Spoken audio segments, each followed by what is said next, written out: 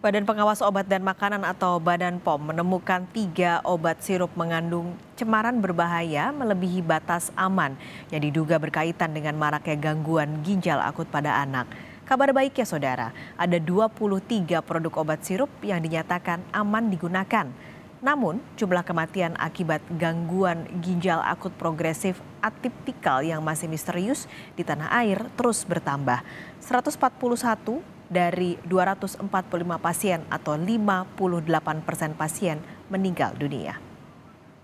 Kemarin kita mendapatkan 133, hari ini dilaporkan kasus kematian sebanyak 141. Jadi ada sedikit peningkatan dari fatalitas rate-nya yaitu sebesar 58%.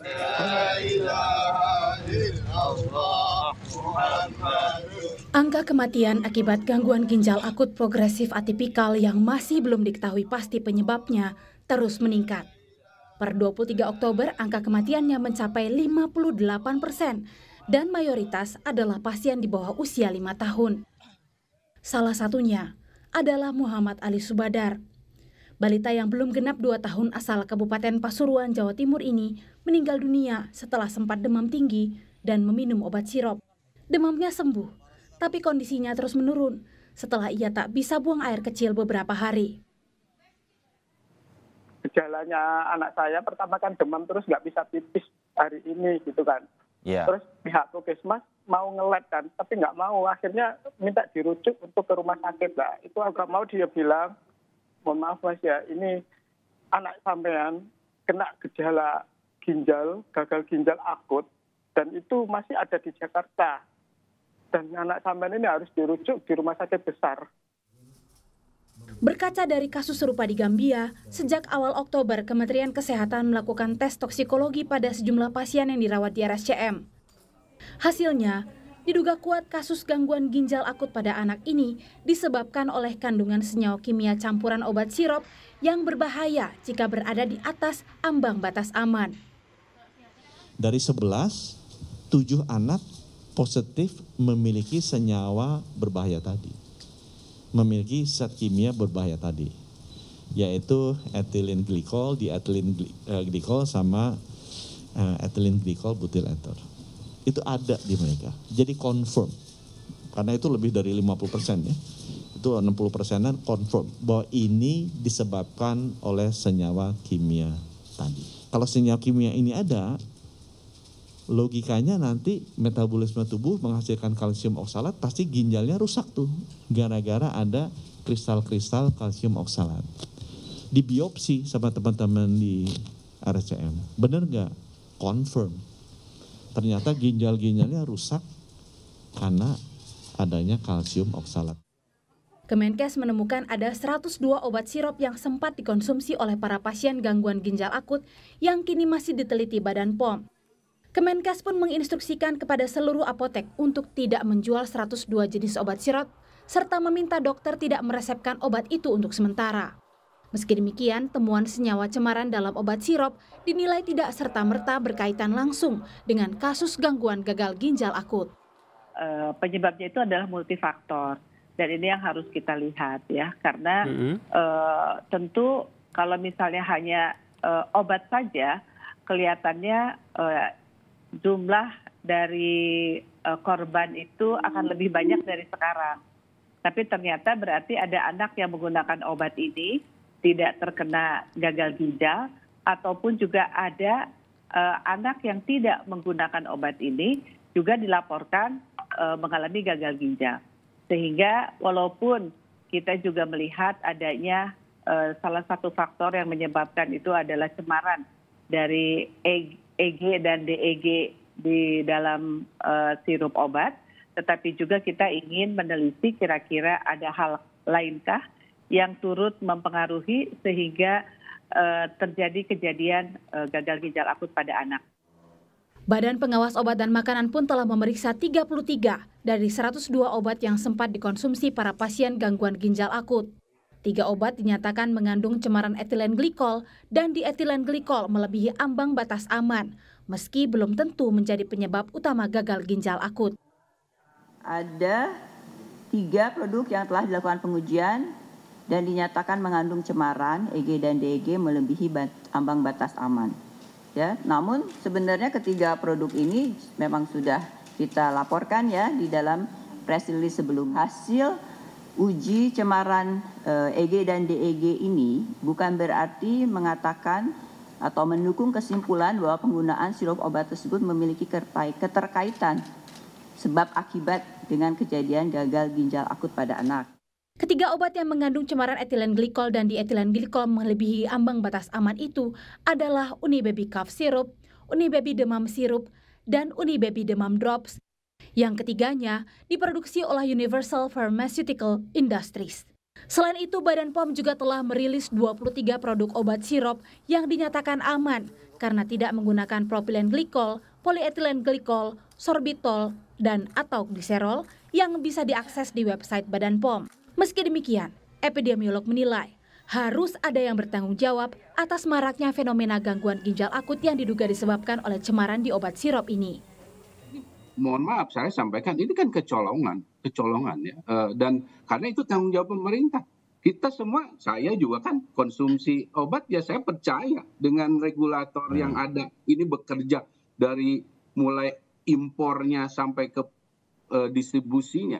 Kita nggak pernah mau sampai harus begitu, kan nggak mungkin, nggak ada kemampuan kita untuk itu. Nah itulah peran, dan kalau itu terjadi kecolongan, ya harus ada tanggung jawab. Kementerian Kesehatan kini telah mendatangkan obat penawar untuk mencegah terbentuknya kristal toksik akibat konsumsi cemaran berbahaya dari obat sirup. Obat ini disebut Fomepizole. 10 pasien gagal ginjal akut di Rumah Sakit Cipto Mangunkusumo, Jakarta yang mendapat obat ini perlahan membaik. Bagaimana cara kerjanya? Fomepizole itu adalah obat yang menghambat enzim namanya adalah alkohol dehidrogenase yang mengubah etilen glikol itu menjadi metabolitnya tadi. Dengan adanya penghambatan tadi diharapkan tidak terbentuk metabolit toksik sehingga kemudian toksisitas atau keracunan tersebut bisa ditawarkan istilahnya begitu ya. Jadi tidak terjadilah efek yang tidak diinginkan. Kementerian Kesehatan telah memesan 200 file obat penawar dari mancanegara dan segera mendistribusikannya ke seluruh provinsi dengan temuan kasus gangguan ginjal akut. Pemerintah juga berjanji akan mengusut tuntas dugaan unsur pidana dalam maraknya fenomena ini. Tim Liputan, Kompas TV.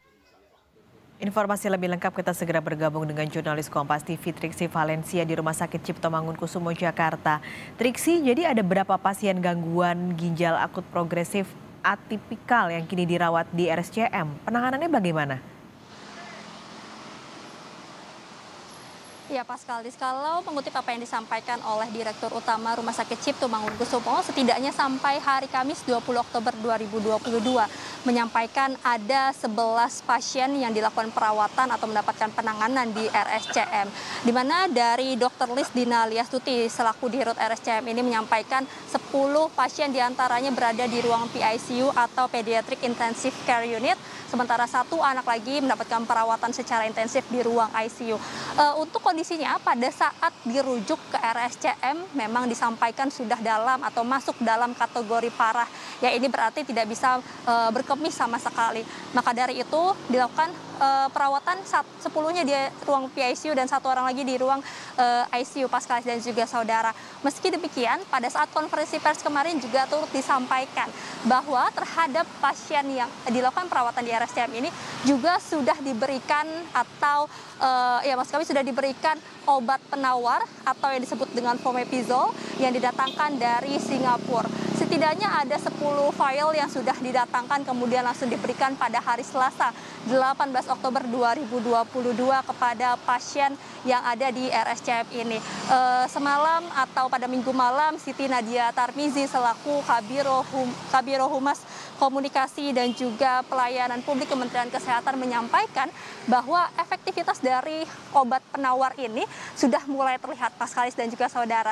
Setidaknya meski tidak disampaikan secara rinci, namun kondisinya dari pasien yang mengalami kondisi buruk ini tidak mengalami penurunan kondisi lagi, lalu kemudian pasien yang sedang dalam kondisi baik saat ini sudah bisa berkemih kembali. Jadi tentu ini menjadi sebuah kabar baik ketika ada obat penawar yang kemudian sudah dilihat reaksinya ini dapat membantu setidaknya pasien yang mengalami gangguan ginjal akut progresif atipikal ini, salah satunya di Rumah Sakit Cipto Mangunkusumo.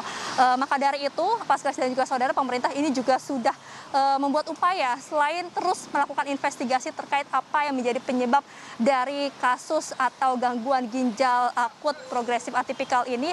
Salah satunya lagi yang dilakukan adalah akan mendatangkan atau membeli obat penawar ini.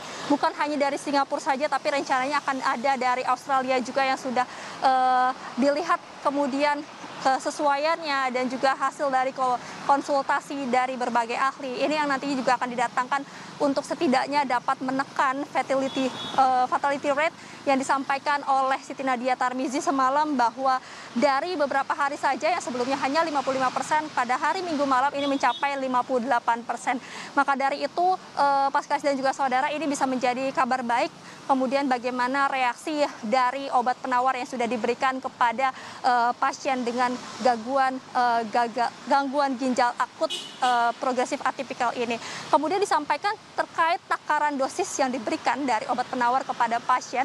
Menurut Direktur Utama RSCM yakni Dr. Lisdina Liastuti, disampaikan dosis yang diberikan ini salah satunya berdasarkan berat badan pasien. Maka dari itu saat ini seperti apa kemudian perkembangannya, karena memang sudah melihat waktunya sudah berjalan hampir 1 minggu, Paskas dan juga saudara, ini yang terus dinantikan terkait perkembangan terbaru dari pasien yang sudah mendapatkan obat penawar dari Rumah Sakit Cipto Mangunkusumo ini. Paskalis. Nah, lalu Triksi, untuk kondisi pasien yang dinyatakan sembuh ini bagaimana? Apakah nantinya mereka harus tetap menjalani cuci darah karena ini berhubungan dengan ginjal? Ya, hal ini saya mengutip dari apa yang disampaikan oleh juru bicara Kementerian Kesehatan yakni Muhammad Syahril, bahwa setelah dilihat memang ada beberapa pasien yang sudah dinyatakan sembuh, kemudian juga sudah diperbolehkan pulang, tidak mendapatkan penanganan lagi atau perawatan lagi dari rumah sakit. Disampaikan mereka atau pasien ini tidak perlu lagi melakukan terapi atau tidak perlu melakukan lagi cuci darah. Jadi yang harus dilihat adalah ketika sudah hilang gejala seperti diare, demam, batuk, dan pilek, lalu juga terkait frekuensi dan juga volume dari berkemih anak ini sudah mulai bertambah, ini yang menjadi tanda-tanda bahwa memang sudah ada perbaikan dari ginjal anak tersebut. Maka dari itu untuk cuci darah ini sudah tidak diperlukan lagi sampai saat ini, disampaikan ketika anak sudah dinyatakan sembuh dan juga sudah diperbolehkan untuk pulang. Itu setidaknya disampaikan oleh Muhammad Syahril ketika melihat bagaimana perkembangan dari anak-anak yang sudah sembuh dari gangguan ginjal akut progresif atipikal ini. Paskalis. Baik, terima kasih Triksi Valencia melaporkan langsung dari RSCM Jakarta.